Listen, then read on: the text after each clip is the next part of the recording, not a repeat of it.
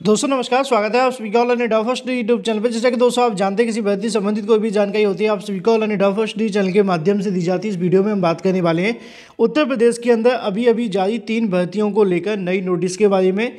साथ ही हम बात करेंगे टीजीटी पीजीटी को लेकर। इसके अलावा हम बात करेंगे एग्जाम डेट के बारे में। साथ ही हम बात करने वाले हैं एलटी गेट शिक्षक भर्ती, इसके अलावा प्राथमिक और प्री प्राइमरी को लेकर।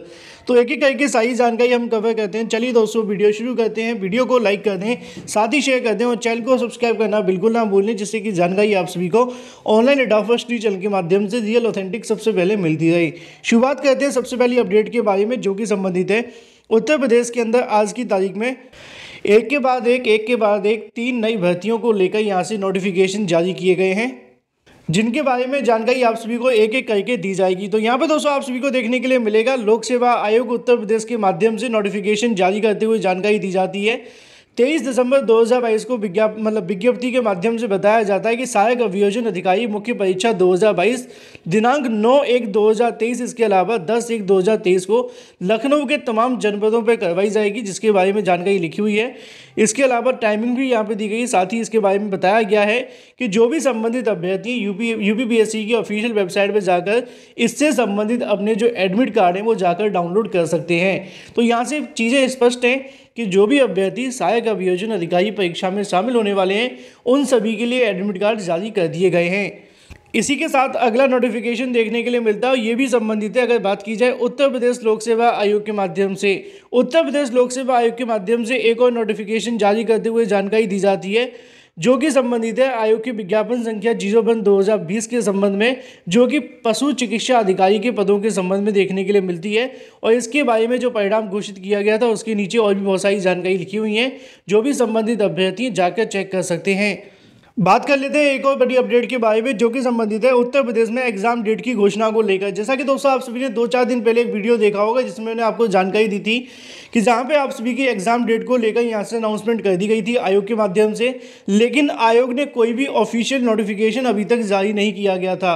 अब उसी के बारे में ऑफिशियल नोटिफिकेशन जारी करते हुए एग्जाम की घोषणा कर दी गई है और इसकी जानकारी आप सभी को देखने के लिए मिलती है उत्तर प्रदेश लोक सेवा आयोग के माध्यम से। 23 दिसंबर 2022 को जारी एक और नोटिफिकेशन के अंदर लिखा हुआ है कि सर्वधारण को सूचित किया जाता है कि विज्ञापन संख्या 5/2022 के संबंध में 10/12/2022 के अंतर्गत जो विज्ञापन जारी किया गया था न्यायिक सेवा सिविल जज जूनियर डिवीजन को लेकर, उसकी प्रारंभिक परीक्षा जो देखने के लिए मिलेगी वो 12 फरवरी 2023 को आयोजित करवाई जाएगी।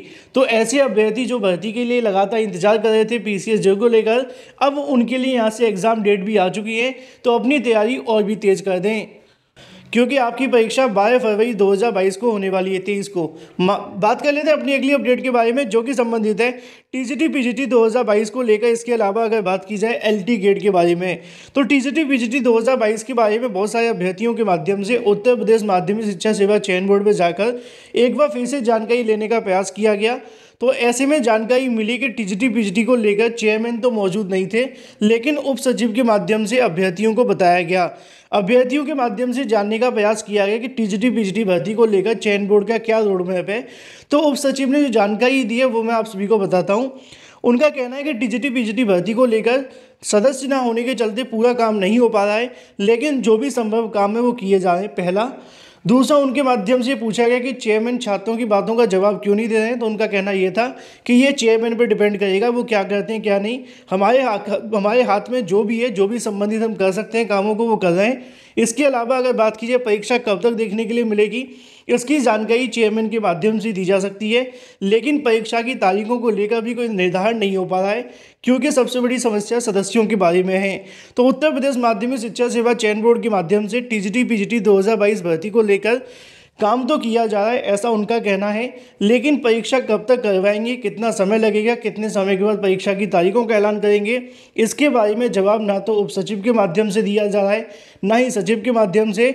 और इन शॉर्ट अगर कहा जाए तो वो अभी भी सदस्यों की फिराक में बैठे हुए हैं और सदस्यों की नियुक्ति 9 जनवरी 2023 से पहले नहीं होगी, क्योंकि 9 जनवरी 2023 को टीजीटी पीजीटी भर्तियों, इसके अलावा सदस्यों की नियुक्ति को लेकर सुनवाई होने वाली है कोर्ट के अंदर।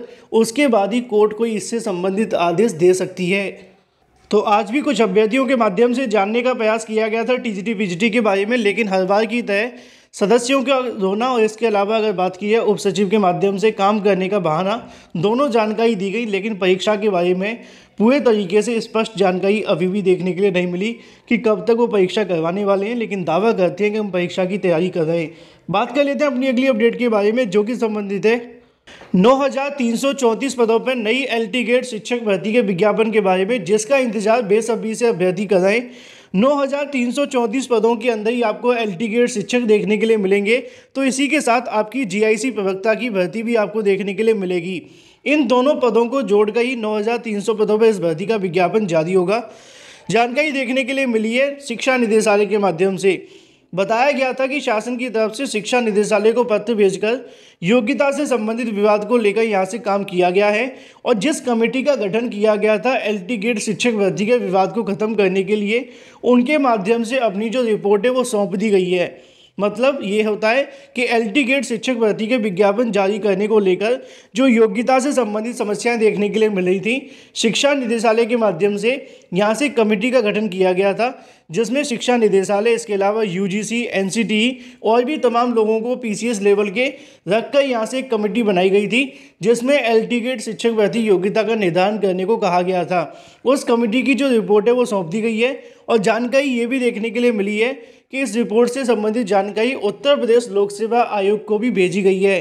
अब लोक सेवा आयोग इसको लेकर क्या करेगा ये यूपीपीएससी बताएगा, क्योंकि शिक्षा निदेशालय के माध्यम से बताया जा रहा है कि एलटी गेट शिक्षक भर्ती को लेकर जो योग्यता संबंधी विवाद था उसको लेकर यहाँ से निस्तारण किया गया है, और उसकी जो फाइल है भेजकर लोक सेवा आयोग दे दी गई है। अब लोक सेवा आयोग को अगर कोई दिक्कत आती है तो हो सकता है कि वो शिक्षा निदेशालय या फिर शासन को दोबारा से कोई पत्र भेजे, और अगर दिक्कत नहीं आती है तो भर्ती का विज्ञापन जारी कर सकते हैं। लेकिन जब अभ्यर्थी यूपीपीएससी जाते हैं तो उनका कहना होता है कि शिक्षा निदेशालय से जवाब आना है, और जब अभ्यर्थी शिक्षा निदेशालय जाते हैं तो उनका कहना होता है कि यूपीपीएससी के हाथ में है।